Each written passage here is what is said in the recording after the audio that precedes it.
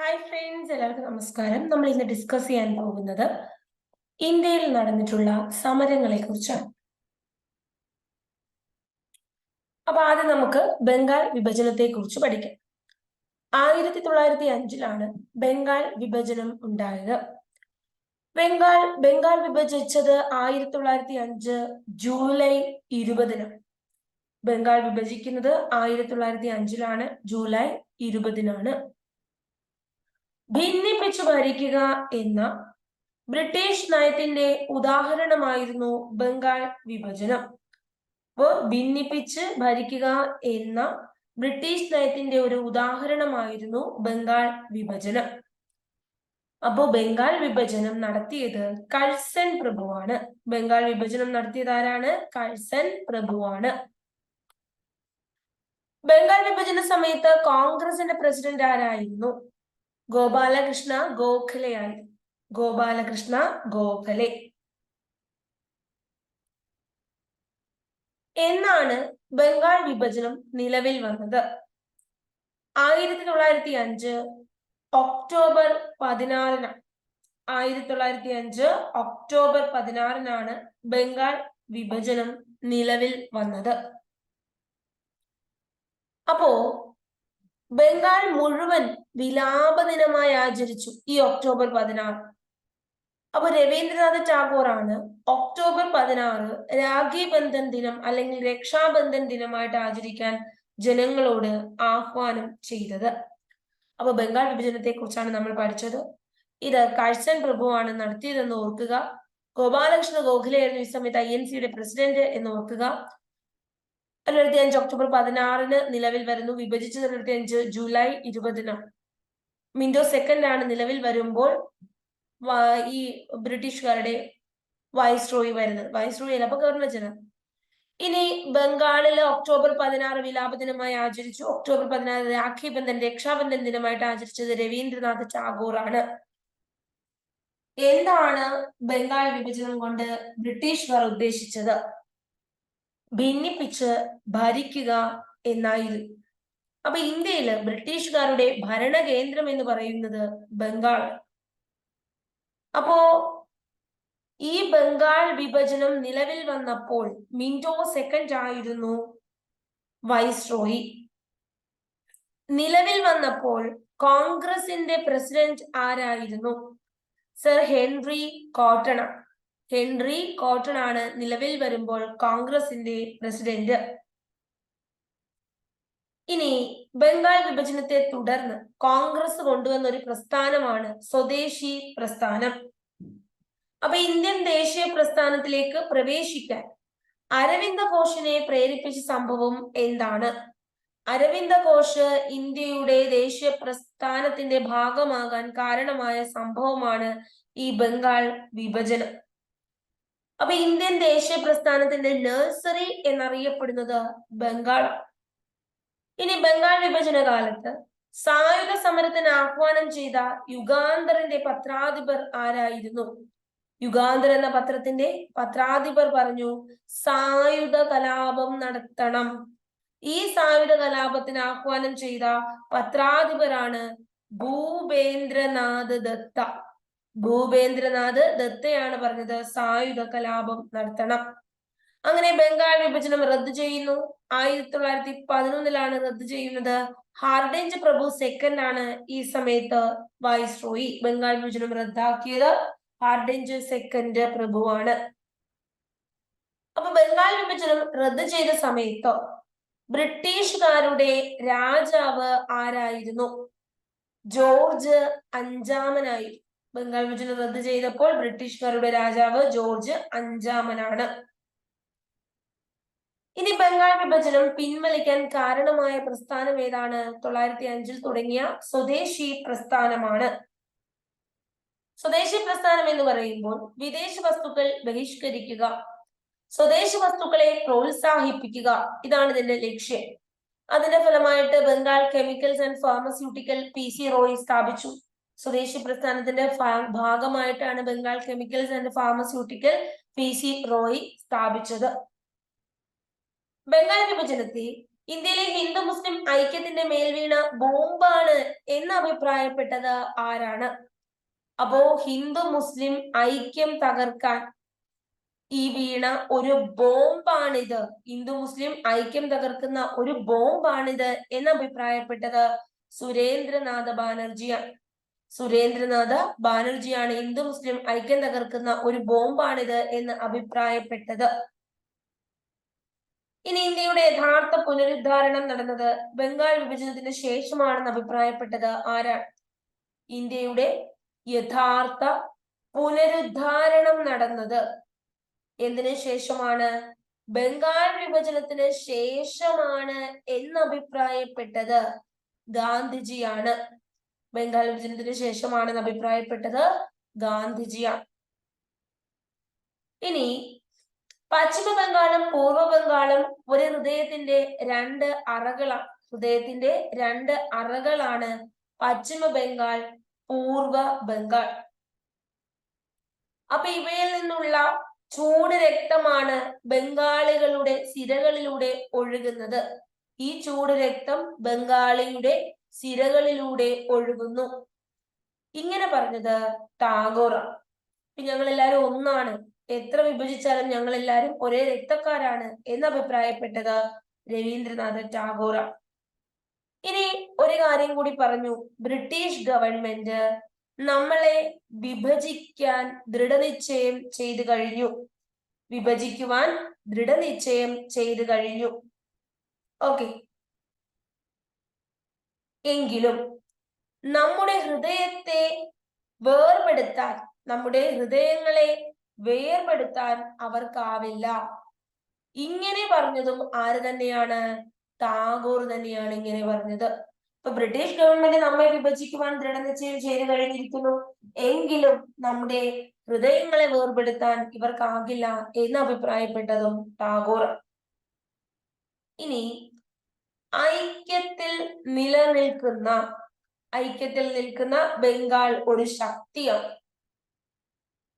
വിഭജിച്ചാൽ ശക്തി കുറയും. വിഭജിച്ചാൽ എന്ത് ചെയ്യും? ശക്തി കുറയും. അപ്പോ നമ്മുടെ ഭരണത്തെ എതിർക്കുന്നവരുടെ കരുത്ത് ചോർന്നു പോകും. ഇങ്ങനെ അഭിപ്രായപ്പെട്ടത് ആരാണ്? ഐക്യത്തിൽ നിൽക്കുന്ന ബംഗാൾ ഒരു ശക്തിയാണ്, വിഭജിച്ചാൽ ശക്തി കുറയും.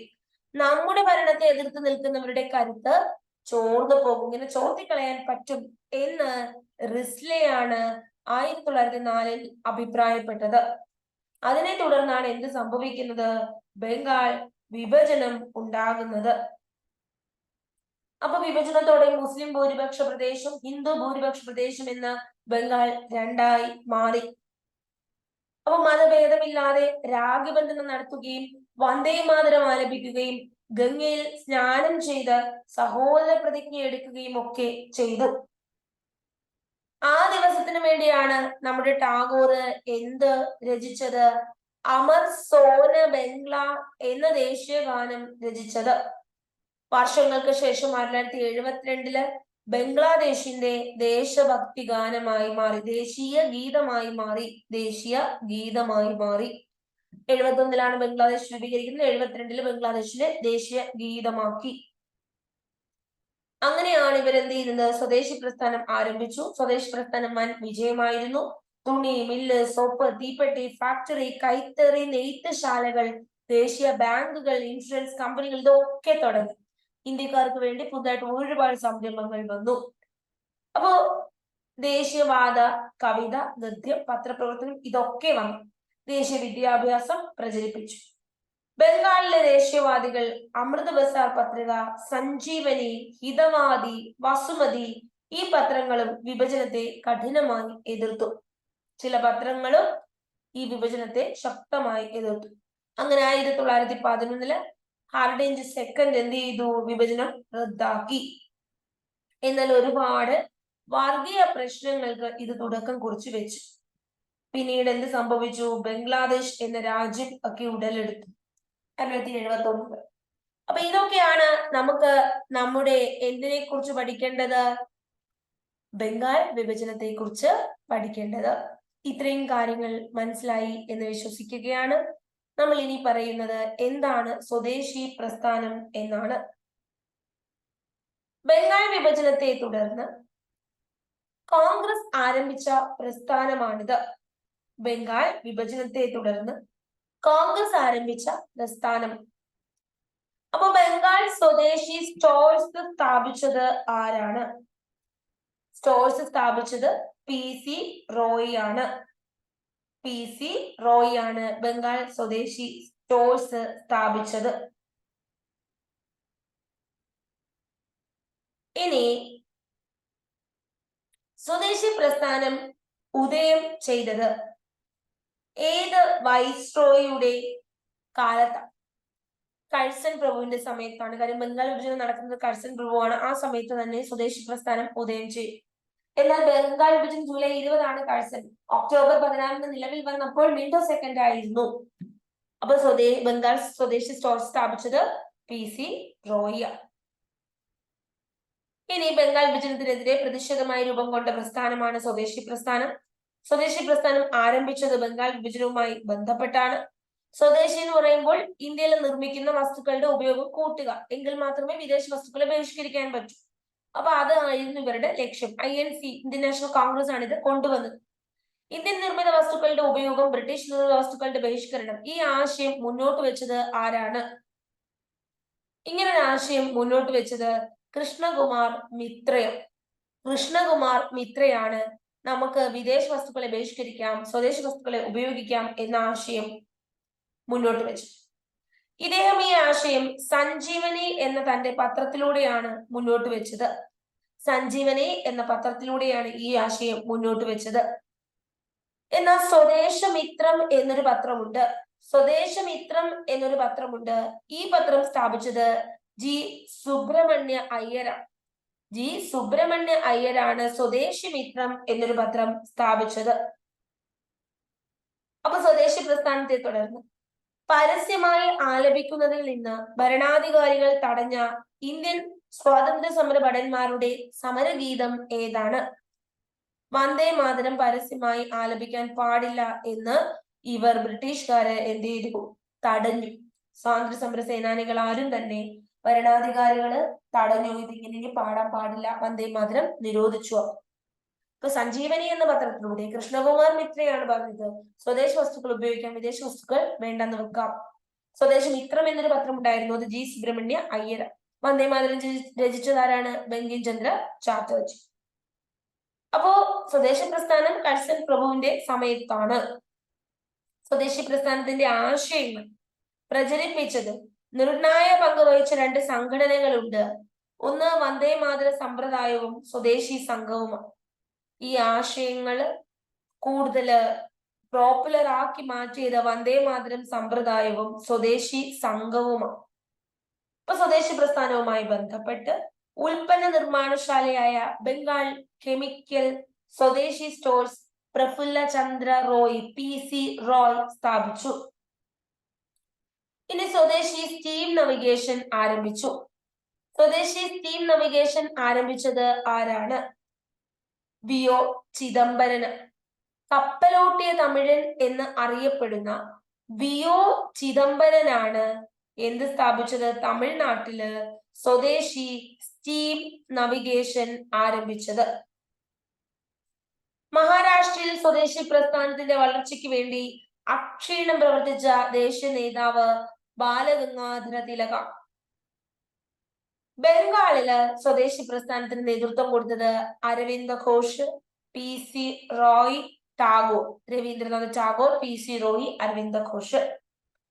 പഞ്ചാബില് സ്വദേശി പ്രസ്ഥാനത്തിന് നേതൃത്വം കൊടുത്തത് ലാല ലജ്പത് റായ് ആണ്. അങ്ങനെയാണ് ഇദ്ദേഹം പഞ്ചാബ് ബാങ്ക് ഒക്കെ രൂപീകരിക്കുന്നത്. ഇനി ഡൽഹിയിൽ ആരായിരുന്നു സ്വദേശി പ്രസ്ഥാനത്തിന് നേതൃത്വം കൊടുത്തത്? സെയ്ദ് ഹൈദർ റാസ. സെയ്ദ് ഹൈദർ റാസ. മദ്രാസിൽ ആരാണ്? തമിഴ്നാട് മദ്രാസ് VO ചിദംബരം പിള്ള. ഇനി ആന്ധ്രയിൽ ആരാണ് സ്വദേശി പ്രസ്ഥാനത്തിന് നേതൃത്വം കൊടുത്തത്? ആന്ധ്രയില് ഹരിസർ വട്ടം റാവു. ഹരിസർ സാറ്, വട്ടം റാവു. ഹരിയും റാവുവും കൂടി സാറ് വരുന്നതിന് മുമ്പ് വട്ടം വട്ടം കളിച്ചു. ഹരിസർ വട്ടം റാവു. സ്വദേശി വസ്ത്ര പ്രചാരണ സഭ സ്ഥാപിച്ചത് ബാലഗംഗാധര തിലകാണ്. സ്വദേശി വസ്ത്ര പ്രചാരണ സഭ സ്ഥാപിച്ചു. ഇനി സ്വദേശി മണ്ഡലി സമിതിയുടെ സ്ഥാപകനായിരുന്നു ചിത്തരഞ്ജൻ ദാസ്. ചിത്തരഞ്ജൻ ദാസ് സ്വദേശി മണ്ഡലി സമിതിയുടെ സ്ഥാപകൻ. ഇനി PSC സ്ഥിരമായി ചോദിക്കുന്ന ഒരു ചോദ്യമുണ്ട്. സ്വദേശി ബാന്ധവ പ്രസ്ഥാനം, ബാന്ധവ സമിതിയുടെ സ്ഥാപകൻ ആര്? സ്വദേശി മണ്ഡലി ഉണ്ട്. മണ്ഡലി അല്ലെ, മണ്ടയ്ക്ക് അടി കിട്ടി. മണ്ഡലി എന്ന് പറയുമ്പോൾ മണ്ടയ്ക്ക് അടി കിട്ടിയാൽ ചിത്തം വരാൻ, ഭ്രാന്ത് വരാൻ കാരണമാകും. ചിത്തരഞ്ജൻ ദാസ്. മണ്ടയ്ക്ക് അടി കിട്ടി ഭ്രാന്തായി പോകും. ചിത്തരഞ്ജൻ ദാസ്. സ്വദേശി വസ്ത്ര പ്രചാരണം ബാലഗംഗാധര തിലക്. ഈ വസ്ത്രം ഇല്ലാണ്ട് ഇങ്ങനെ ഓടി നടന്ന് പ്രചാരണം നടത്തുന്നത് ആരാണ്? ഒരു ബാലനായിരിക്കും അല്ലെ. കുട്ടികളൊക്കെ വസ്ത്രങ്ങളൊക്കെ ഊരിക്കളഞ്ഞ് ഇങ്ങനെ നടക്കും. അപ്പൊ വസ്ത്ര പ്രചാരണം എന്ന് പറയുമ്പോൾ ബാലനെ ഓർക്കുക. മണ്ടയ്ക്കടി കിട്ടിയാൽ ചിത്തം വരും, ഭ്രാന്ത് വരും എന്ന് ഓർക്കുക. സ്വദേശി ബാന്ധവ സമിതിയാണ്. ബാന്ധവ സമിതി ആരാണ്? അശ്വിനി കുമാർ ദത്തയാണ്. അപ്പൊ ദത്തെടുത്താൽ ബന്ധുവാക്കാം. ദത്തെടുത്താൽ എന്താക്കാം? സ്വന്തമാക്കാം, ബന്ധുവാക്കാം. ദത്തെടുത്തു. അശ്വിനി കുമാർ ദത്തയാണ് ദത്തെടുത്ത് ബന്ധുവാക്കി. സ്വദേശി പ്രസ്ഥാനത്തിന്റെ മുദ്രാവാക്യം എന്തായി?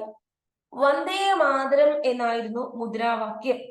സ്വദേശി പ്രസ്ഥാനം അറിയപ്പെടുന്ന മറ്റൊരു പേര് തന്നെ വന്ദേ മാതരം മൂവ്മെന്റ് എന്നാണ്. അപ്പൊ എന്നാണ് സ്വദേശി പ്രസ്ഥാനം ആരംഭിച്ചത് എന്ന് ചോദിച്ചാൽ 1905 ഓഗസ്റ്റ് 7. 1905 ഓഗസ്റ്റ് 7 സ്വദേശി പ്രസ്ഥാനം ആരംഭിക്കുന്നത്. നമ്മുടെ ബംഗാൾ വിഭജനം പിൻവലിക്കാൻ കാരണമായത് സ്വദേശി പ്രസ്ഥാനമാണ്. ഇനി സ്വദേശി പ്രസ്ഥാനത്തിന്റെ ആശയങ്ങൾ പ്രചരിപ്പിക്കുന്നതിന് വേണ്ടി ഒരു നൃത്തരൂപമുണ്ട്. ഇതിന്റെ ആശയങ്ങൾ പ്രചരിപ്പിക്കുന്നതിന് വേണ്ടി ഒരു പരമ്പരാഗത നൃത്തരൂപമുണ്ട്. ഇതാണ് ജാത്ര. അപ്പോ ഇതിന്റെ ആശയങ്ങൾ പ്രചരിപ്പിക്കുന്നതിന് ഒരു പരമ്പരാഗത നൃത്തരൂപമുണ്ട്. അതിന്റെ പേരെന്താണ്? ജാത്ര. ജാത്ര. സ്വദേശി പ്രസ്ഥാനത്തിന്റെ ആശയങ്ങൾ പ്രചരിപ്പിക്കുന്നതിൽ നിർണായക പങ്ക് വഹിച്ച ഇംഗ്ലീഷ് പത്രങ്ങളാണ് വന്ദേ മാതരം, യുഗാന്തർ, അമൃത് ബസാർ പത്രിക, ദി സ്റ്റേറ്റ്സ്മാൻ.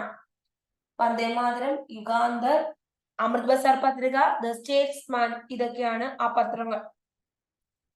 ഇനി സ്വദേശി പ്രസ്ഥാനവുമായി ബന്ധപ്പെട്ട് അമർസോന്ന് ബംഗ്ല രചിച്ചത് ടാഗോർ. ടാറ്റ ഇരുമ്പുരുക്ക് കമ്പനി സ്ഥാപിച്ചു അല്ലെ, ജംഷഡ്പൂർ മഹാരാഷ്ട്രയിലാണ് സ്ഥാപിച്ചത്. സ്വദേശി പ്രസ്ഥാനത്തിന്റെ സ്മരണാർത്ഥം 2015 മുതൽ ദേശീയ കൈത്തറി ദിനം ആചരിക്കുന്നത് ഓഗസ്റ്റ് 7. ദേശീയ കൈത്തറി ദിനം. കൈത്തറി ദിനം ആചരിക്കുന്നത് ഓഗസ്റ്റ് 7. അപ്പൊ ഈ പോയിന്റുകളെല്ലാം തന്നെ നിങ്ങൾക്ക് മനസ്സിലായി എന്ന് വിശ്വസിക്കുകയാണ്. നമുക്ക് അടുത്തതിലേക്ക് പോകാം. സൂററ്റ് പിളർപ്പ്. എന്താണ് നമ്മൾ പറയുന്നത്? സൂററ്റ് പിളർപ്പ്. അപ്പൊ കോൺഗ്രസില് മിതവാദികള്, തീവ്രവാദികള് രണ്ടായി പിളർന്ന കോൺഗ്രസ് സമ്മേളനമാണ് സൂററ്റ് പിളർപ്പ്. സൂററ്റ് പിളർപ്പ്. അപ്പൊ കോൺഗ്രസില് മിതവാദികള്, തീവ്രവാദികള് രണ്ടായി പിരിഞ്ഞു. ഓക്കെയാണ്. അപ്പൊ സൂററ്റ് പിളർപ്പ് 2007 സൂററ്റ് വിഭജനം നടക്കുമ്പോൾ കോൺഗ്രസിന്റെ പ്രസിഡന്റ് രാഷ് ബിഹാരി ഘോഷായി. കോൺഗ്രസ് ചരിത്രത്തിലെ ഖേദകരമായ സംഭവം എന്ന് ചരിത്രകാരന്മാർ വിശേഷിപ്പിച്ചത് സൂററ്റ് പിളർപ്പിനെയാണ്. കോൺഗ്രസിലെ മിതവാദി വിഭാഗത്തിന് നേതൃത്വം നൽകിയത് ഗോപാലകൃഷ്ണ ഗോഖലെ. കോൺഗ്രസിന്റെ മിതവാദി വിഭാഗത്തിന് നേതൃത്വം കൊടുത്തു ആരാണ്? ഗോപാലകൃഷ്ണ ഗോഖലെ. ഇനി തീവ്രവാദ വിഭാഗത്തിനോ? ബാലഗംഗാധര തിലക, ലാൽ ബാൽ പാൽ, ലാലാ ലജ്പത് റായ്, ബാലഗംഗാധര തിലക്, ബിപിൻ ചന്ദ്രപാൽ. അപ്പൊ തീവ്രവാദ വിഭാഗത്തിന്റെ ആവശ്യങ്ങൾ സ്വരാജ്യം, വിദേശ വസ്തുക്കൾ ബഹിഷ്കരിക്കുക, മിതവാദികൾ അംഗീകരിച്ചില്ല. ഇതാണ് പിളർപ്പിലേക്ക് നയിച്ചത്. ഇപ്പൊ കോൺഗ്രസ് പിളർപ്പ് INC സമ്മേളനത്തിൽ മിതവാദി, തീവ്രവാദി എന്ന് രണ്ടായി പിരിയുന്നു. രാഷ് ബിഹാരി ഘോഷ് ആയിരുന്നു ഈ സമയത്ത് കോൺഗ്രസിന്റെ പ്രസിഡന്റ്. 2007 കോൺഗ്രസ് ചരിത്രത്തിൽ ഖേദകരമായ സംഭവം എന്ന് ചരിത്രകാരന്മാർ ഇതിനെ വിശേഷിപ്പിക്കുന്നു. ഇപ്പൊ കോൺഗ്രസിന്റെ മിതവാദി വിഭാഗം നേതൃത്വം ഗോപാലകൃഷ്ണ ഗോഖലെ, തീവ്രവാദി ബാലഗംഗാധര തിലകാണ്. കുട്ടികൾ തീവ്രവാദികളായി മാറും. കുട്ടികളാകുമ്പോഴാണ് അല്ലെ ഇപ്പൊ തീവ്രവാദി ബാലനാണ്. ഇനി നമുക്ക് പറയേണ്ടത് ഇന്ത്യൻ നാഷണൽ കോൺഗ്രസ് ചരിത്രത്തിലെ ഇന്ത്യൻ നാഷണൽ പ്രസ്ഥാനത്തിന്റെ ചരിത്രത്തിലും ഏറ്റവും ഖേദകരമായ സംഭവമാണ് സൂററ്റ് പിളർപ്പ്. രാജ് ബിഹാരി ഘോഷാണ് അധ്യക്ഷൻ 1977 ഇന്ത്യയിലെ പാർട്ടി വ്യവസ്ഥയ്ക്ക് തുടക്കം കുറിച്ചത് സൂററ്റ് പിളർപ്പാണ്. പാർട്ടി വ്യവസ്ഥയ്ക്ക് തുടക്കം കുറിച്ചു. അപ്പോ കോൺഗ്രസിന്റെ ആദ്യകാല തീവ്രവാദി നേതാക്കളാണ് ലാൽ ബാൽ പാൽ. ആദ്യകാല മിതവാദി നേതാക്കൾ ആരൊക്കെ? ഗോപാലകൃഷ്ണ ഗോഖലെ, ഫിറോസ് ഷാ മേത്ത, സുരേന്ദ്രനാഥ് ബാനർജി മിതവാദിയാണ്. ഗോപാലകൃഷ്ണ ഗോഖലെ എല്ലാവർക്കും അറിയാം. ബോംബെ സിംഹം എന്നറിയപ്പെടുന്ന ഫിറോസ് ഷാ മേത്ത, പിന്നെ നമ്മുടെ രാഷ്ട്രഗുരു എന്നറിയപ്പെടുന്ന സുരേന്ദ്രനാഥ് ബാനർജി. ഇനി ഇന്ത്യൻ അസ്വസ്ഥതയുടെ പിതാവ് ആരാണ്? ബാലഗംഗാധര തിലകാണ് ഇന്ത്യൻ അസ്വസ്ഥതയുടെ പിതാവ്. ഇന്ത്യൻ നാഷണൽ കോൺഗ്രസ് തുടക്കത്തിലെ കോൺഗ്രസിന്റെ നയം ഭരണാനുസൃതമായ സമരം മാത്രമായിരുന്നു. ഭരണഘടന അനുസൃതമായ സമരമാണ്. രാജ്യത്തിന്റെ സ്വാതന്ത്ര്യം ആദ്യകാലത്ത് കോൺഗ്രസിന്റെ ഒരു പ്രഖ്യാപിത ലക്ഷ്യമായിരുന്നില്ല. കോൺഗ്രസിന്റെ ആദ്യകാല നേതാക്കളെല്ലാം തന്നെ മിതവാദികളായിരുന്നു. എന്നാൽ 1905 ആയപ്പോഴാണ് രാഷ്ട്രീയ ഭിക്ഷാടന നയങ്ങൾക്കെതിരെ നിരവധി പേർ രംഗത്ത് വന്നു. അവരെ തീവ്രവാദികൾ എന്ന് അറിയപ്പെട്ടു. അപ്പൊ ആദ്യകാലത്ത് ദേശീയ പ്രസ്ഥാനത്തെ നയിച്ച ഈ മിതവാദികൾ വൻ പരാജയമായിരുന്നു എന്നിവർ പറഞ്ഞു. 1906 സമ്മേളനത്തില് ഇന്ത്യൻ നാഷണൽ കോൺഗ്രസ് മിതവാദി തീവ്രവാദി എന്ന് രണ്ടായി പിരിയുന്നു. അപ്പൊ 1907 കോൺഗ്രസ് സമ്മേളനം മിതവാദികൾക്കായിരുന്നു ഭൂരിപക്ഷം ഉണ്ടായിരുന്ന സൂറത്തിൽ വെച്ചാണ് നടന്നത്. അപ്പൊ ഇതിൽ അധ്യക്ഷ പദവിക്ക് വേണ്ടി രാജ് ബിഹാരി ഘോഷും തീവ്രവാദിയായ ബാലഗംഗാധര തിലകനും ഏറ്റുമുട്ടിയെങ്കിലും രാജ് ബിഹാരിയാണ് തെരഞ്ഞെടുക്കപ്പെട്ടത്. അപ്പൊ കുപിതരായ തീവ്രവാദികള് സമ്മേളനം ബഹിഷ്കരിച്ചു. മിതവാദികൾ കോൺഗ്രസ് പിടിച്ചെടുത്തു. കോൺഗ്രസിന്റെ പ്രവർത്തനത്തെ ഈ പിളർപ്പാണ് 1916 പിന്നീട് ഇവര് ഒന്നിക്കുന്നത്. 16 തീവ്രവാദി മിതവാദി ഒന്നിക്കുന്നത്. അപ്പോ മിതവാദിയുടെ നേതാവായ രാജ് ബിഹാരിയാണ് വിജയിച്ചത്. നമ്മുടെ ബാലഗംഗാധര തിലക് തോറ്റുപോയി. അങ്ങനെ തീവ്രവാദികളെല്ലാം ബഹിഷ്കരിച്ച് ഇറങ്ങിപ്പോകുന്നു. ഇതാണ് സൂററ്റ് പിളർപ്പ്. ഇനി നമ്മൾ ചമ്പാരൻ സത്യാഗ്രഹത്തിലേക്ക് പോവുകയാണ്. അപ്പൊ ചമ്പാരനെ കുറിച്ച് പറയുമ്പോൾ എന്താണ് ചമ്പാരൻ സത്യാഗ്രഹത്തെ കുറിച്ച് പറയേണ്ടത്? നമുക്ക് നോക്കാം. ഗാന്ധിജിയുടെ ഇന്ത്യയിലെ ആദ്യ സത്യാഗ്രഹമാണ്. ഗാന്ധിജിയുടെ ഇന്ത്യയിലെ ആദ്യ സത്യാഗ്രഹമാണ്. ചമ്പാരൻ എന്ന് പറയുന്നത് എവിടെയാണ്? ബീഹാറിലാണ്. ഇനി നീലം തോട്ടങ്ങളില് ജോലി ചെയ്തിരുന്ന കർഷകരെ പാശ്ചാത്യന്മാർ ചൂഷണം ചെയ്യുന്നതിനെതിരെ നടന്ന പ്രക്ഷോഭമാണ്. നീലം കർഷകരെ ചൂഷണം ചെയ്യുന്നു. കർഷകരെ ചൂഷണം ചെയ്യുന്നതിനെതിരെ നടന്ന ഒരു പ്രക്ഷോഭമാണിത്. ഗാന്ധിജി ഇന്ത്യൻ രാഷ്ട്രീയത്തിലേക്ക് സജീവമാകാൻ കാരണമായ സത്യാഗ്രഹമാണ്. ഗാന്ധിജി എന്ത് ചെയ്തു? സജീവമാകും. ചമ്പാരൻ സത്യാഗ്രഹത്തിന്റെ പ്രാദേശിക നേതാവ് ആരാണ്? രാജകുമാർ ശുക്ലെ.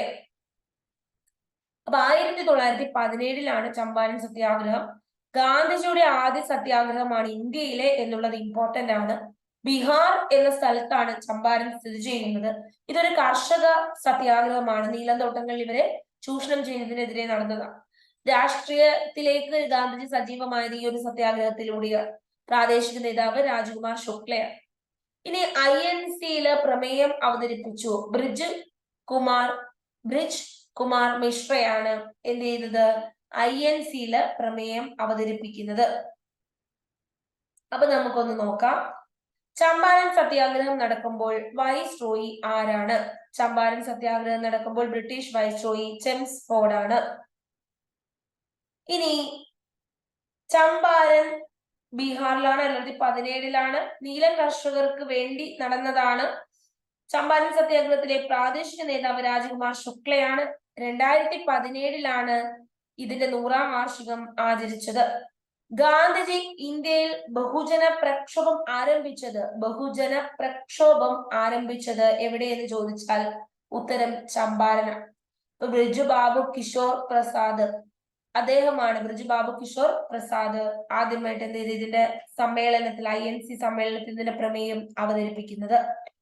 അപ്പൊ ഇന്ത്യയില് ഗാന്ധിയുടെയും ആദ്യത്തെ സത്യാഗ്രഹ പരീക്ഷണം അരങ്ങേറിയത് ചമ്പാരനിലാണ്. നീലം കർഷകരെ യൂറോപ്യൻ തോട്ട ഉടമകൾ ചൂഷണം ചെയ്യുകയും പീഡിപ്പിക്കുകയും ചെയ്തിരുന്നു.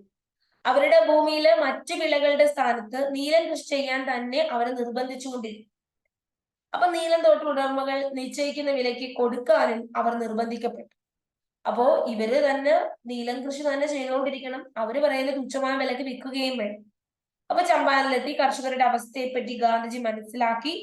ജില്ല വിട്ടുപോകാൻ അധികാരികൾ ആജ്ഞാപിച്ചെങ്കിലും ഗാന്ധിജി എന്ത് ചെയ്തില്ല, വഴങ്ങി. ഗവൺമെന്റ് ഉത്തരവ് ലംഘിച്ചുകൊണ്ട് അദ്ദേഹം അന്വേഷണമൊക്കെ തുടർന്നു. കർഷകർക്ക് കൈവശാവകാശ സുരക്ഷയും ഇഷ്ടമുള്ള വിളകൾ കൃഷി ചെയ്യുന്നതിനുള്ള സ്വാതന്ത്ര്യം ലഭിക്കുന്നതിന് വേണ്ടി ഗാന്ധിജി പരിശ്രമിച്ചു. അങ്ങനെയാണ് ഗാന്ധിജിയെ അറസ്റ്റ് ചെയ്ത് കോടതി വിചാരണയ്ക്ക് വിധേയനാക്കുന്നു. അങ്ങനെ ഗവൺമെന്റ് ഒരു അന്വേഷണ കമ്മീഷനെയൊക്കെ നിയമിച്ചു.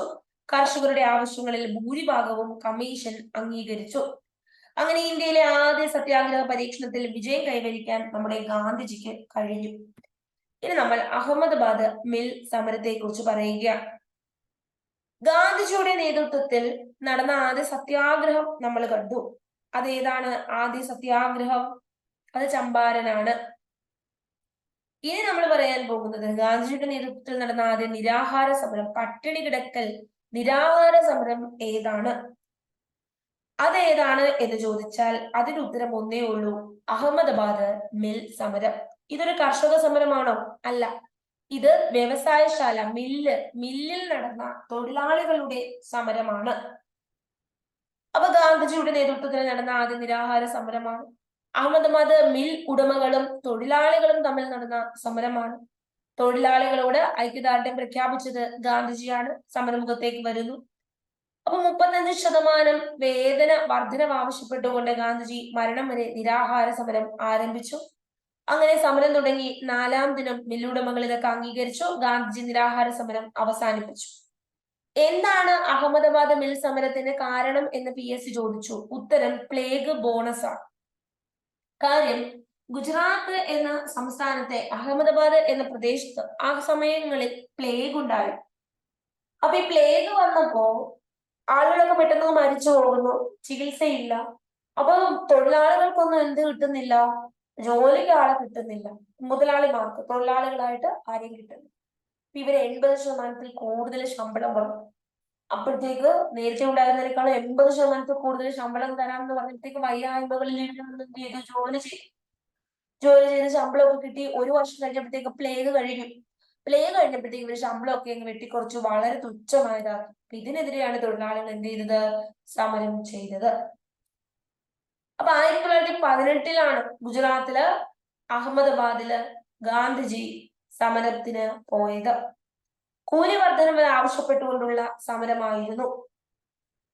അപ്പോ ഗാന്ധിജി ഈ പ്രശ്നം ഏറ്റെടുക്കുന്നു. തൊഴിലാളികൾക്ക് വേതന വർധനവ് അനുവദിക്കണമെന്നും അവരുടെ ജോലി സാഹചര്യങ്ങൾ മെച്ചപ്പെടുത്തണമെന്നും ആവശ്യപ്പെട്ടുകൊണ്ട് അദ്ദേഹം മരണം വരെ നിരാഹാരം തുടങ്ങി. അങ്ങനെ 35% വേതന വർധനവൊക്കെ അംഗീകരിക്കുന്നു. 1918 തുണിമിൽ സമരം. നിരാഹാരം ആരംഭിച്ച ആദ്യ സമരമാണ്. പ്ലേഗ് ബോണസ് നിർത്തലാക്കിയതാണ് സമരത്തിന് കാരണമായത്. അഹമ്മദാബാദ് മിൽ പണിമുടക്ക് തുണി ഉടമകളും തൊഴിലാളികളും തമ്മിൽ നടന്ന പ്രക്ഷോഭമാണ്. ഇനിയാണ് ഖേദ സത്യാഗ്രഹം. ഇതും ഗുജറാത്തിൽ തന്നെയാണ്. ഗുജറാത്തിലെ ഖേദ ജില്ല, ഖൈര എന്നും പറയാം. ഖേദ സമരത്തെ ഖൈര എന്നും പറയും. ഖൈര. ഓക്കെ, അപ്പൊ എങ്ങനെയാണ് ഖൈര? ഇങ്ങനെ ഖൈര എന്നും പറയാം. അപ്പൊ ഖേദ ജില്ലയില് കർഷകർ നടത്തിയ ഒരു പ്രക്ഷോഭമാണിത്. ഗുജറാത്തിലെ വരൾച്ചയെ തുടർന്ന് കർഷകർ സർക്കാരിനോട് നികുതി ഇളവ് ആവശ്യപ്പെട്ടു. എന്നാൽ നികുതി ഇളവ് നൽകില്ല എന്ന് മാത്രമല്ല, നികുതി അടയ്ക്കാത്തവരുടെ വസ്തുക്കളൊക്കെ ബ്രിട്ടീഷുകാർ പിടിച്ചെടുക്കുകയും ചെയ്തു. ഇതിനെ തുടർന്ന് ഗാന്ധിജിയും സർദാർ വല്ലഭായ് പട്ടേലും നികുതി നിഷേധ പ്രക്ഷോഭങ്ങൾ ആരംഭിച്ചു. അങ്ങനെ ഇതിന്റെ ഫലമായിട്ട് ബ്രിട്ടീഷ് ഗവൺമെന്റ് 2 വർഷത്തേക്ക് നികുതി വേണ്ടെന്ന് വെക്കുകയും പിടിച്ചെടുത്ത വസ്തുക്കളെല്ലാം കർഷകർക്ക് തിരികെ കൊടുക്കുകയും ചെയ്തു. അങ്ങനെയാണ് ഗാന്ധിജി ഈ ഒരു സത്യാഗ്രഹം അവസാനിപ്പിച്ചത്. അപ്പൊ ഖേദയില് കർഷകർക്ക് വേണ്ടിയാണ് പോരാടി. വരൾച്ച മൂലം വൻ കൃഷിനാശം നേരിട്ട ഇവർക്ക് നികുതി ഒഴിവാക്കുന്നതിന് വേണ്ടി നടത്തിയ സമരമാണ്. ഓക്കെയാണ്. അപ്പൊ ഗാന്ധിജിയുടെ ഒരു കടന്നുവരവായിരുന്നു ചമ്പാരൻ, ഖേദ, അഹമ്മദാബാദ് ഈ സത്യാഗ്രഹ സമരങ്ങൾ. ജനങ്ങളുടെ പ്രശ്നങ്ങളെല്ലാം മനസ്സിലാക്കി അദ്ദേഹം ജനങ്ങളുടെ കൂടെ അടുത്തിടപഴകുകയാണ് നടന്നത്. പാവപ്പെട്ടവരോട് അദ്ദേഹം കാണിച്ച അനുഭാവം ജനഹൃദയങ്ങളിൽ അദ്ദേഹത്തിന് വലിയൊരു സ്ഥാനവും നേടിക്കൊടുത്തു. ഇനി നമുക്ക് ജാലിയൻവാലാബാഗ് കൂട്ടക്കൊലയെ കുറിച്ച് നോക്കാം.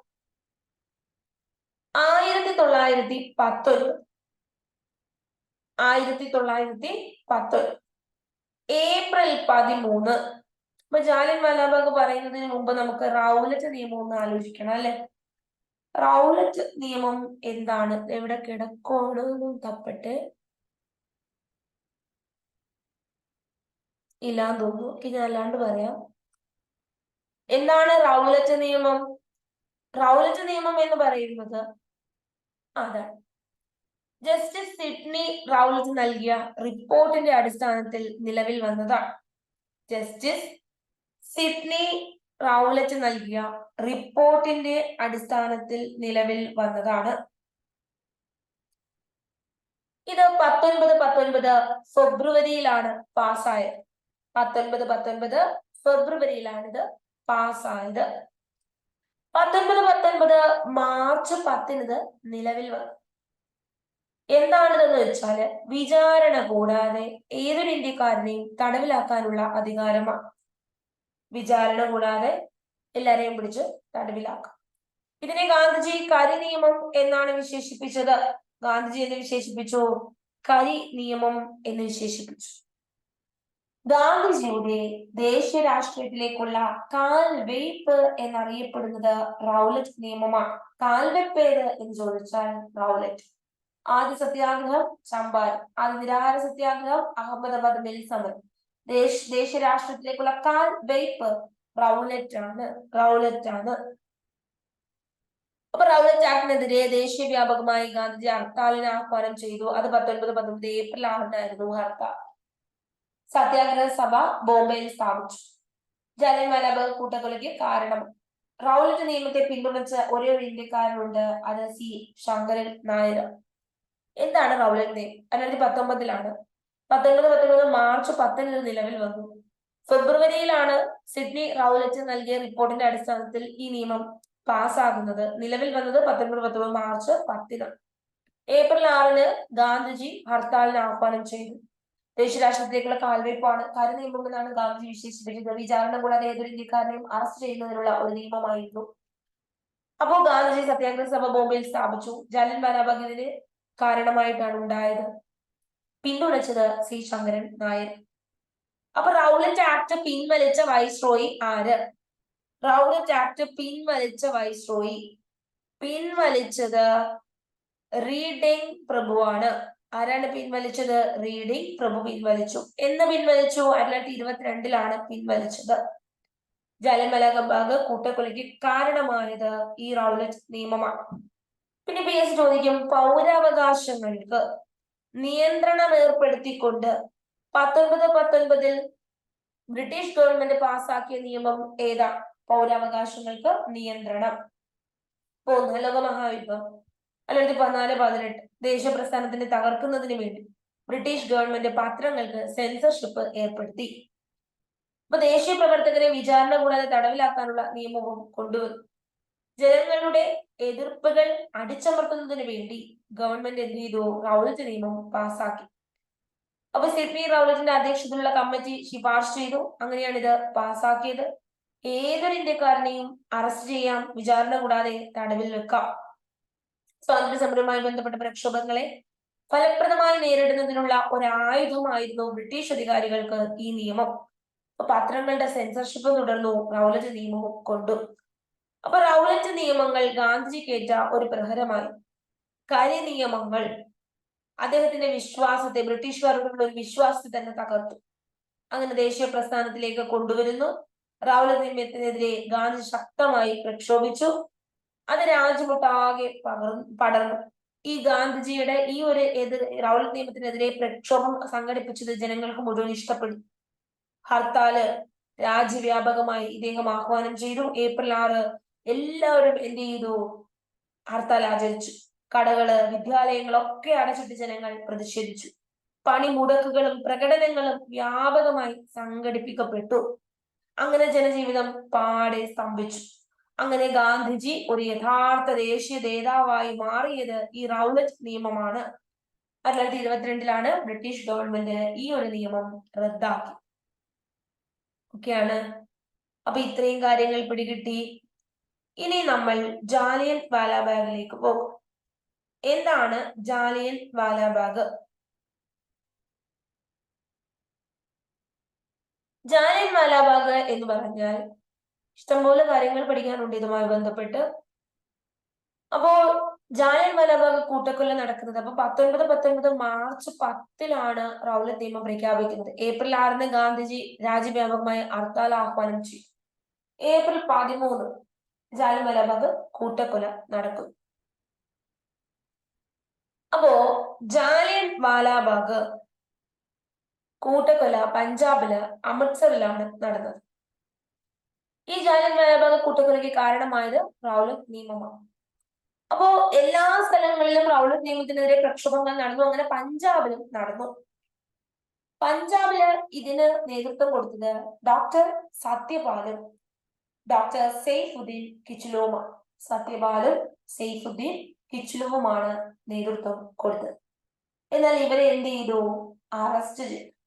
ഇവരെ അറസ്റ്റ് ചെയ്തതിൽ പ്രതിഷേധിച്ച് ആയുധമൊന്നുമില്ല, നിരായുധരായി ജനങ്ങൾ എന്ത് ചെയ്യുന്നു? പഞ്ചാബിലെ അമൃത്സറിലെ ജാലിയൻ വാലാബാഗിൽ ഒത്തുചേർന്നു. ഇവരെ അറസ്റ്റ് ചെയ്തത് ശരിയായില്ല, തങ്ങളുടെ നേതാവിനെ വിട്ടയക്കണം എന്നായിരുന്നു ഇവരുടെ ആവശ്യം. അപ്പൊ ജാലിയൻ വാലാബാഗ് കൂട്ടക്കൊലയ്ക്ക് നേതൃത്വം നൽകിയത് ആരാണ്? British officer doctor general Reginald Dyer. വെടിവെക്കാൻ ഓർഡർ ഇട്ടു. മൈക്കിൾ ഒ ഡയർ ആണ്. പഞ്ചാബില് ഗവർണറായ മൈക്കിൾ ഒ ഡയർ എന്ത് ചെയ്തു? ഓർഡർ. ഇനി ക്രൗളിംഗ് ഓർഡർ ബ്രിട്ടീഷ് ഗവൺമെന്റിന്റെ ഏത് സംഭവവുമായി ബന്ധപ്പെട്ടിരിക്കുന്നു? ജാലിയൻ വാലാബാഗുമായി ബന്ധപ്പെട്ടതാണ് ക്രൗളിംഗ് ഓർഡർ. പ്ലാസി യുദ്ധം ബ്രിട്ടീഷ് സാമ്രാജ്യത്തിന്റെ അടിത്തറ ഇട്ടു. എന്നാൽ അമൃത്സർ ഇത് ഇളക്കി എന്ന് ഗാന്ധിജി ജാലിയൻ വാലാബാഗിനെതിരെ പറഞ്ഞു. പ്ലാസി യുദ്ധം നിങ്ങൾക്കൊരു അടിത്തറ തന്നെങ്കിൽ നിങ്ങളുടെ അടിത്തറ ഇവിടെ ഇളകുകയാണ് എന്നാണ് ഗാന്ധിജി പറഞ്ഞത്. അപ്പോ 1919 മാർച്ച് 10 റൗലറ്റ് നിയമം. വിചാരണ കൊള്ളാതെ ഏതൊരു ഇന്ത്യക്കാരനെയും അറസ്റ്റ് ചെയ്യാം, കരിനിയമം എന്നാണ് ഗാന്ധിജി വിശേഷിപ്പിച്ചത്. ഏപ്രിൽ 6 അദ്ദേഹം ആഹ്വാനം ചെയ്തു ഹർത്താൽ. ഏപ്രിൽ 13 ജാലിയൻ വാലാബാഗ് കൂട്ടക്കൊല നടക്കും.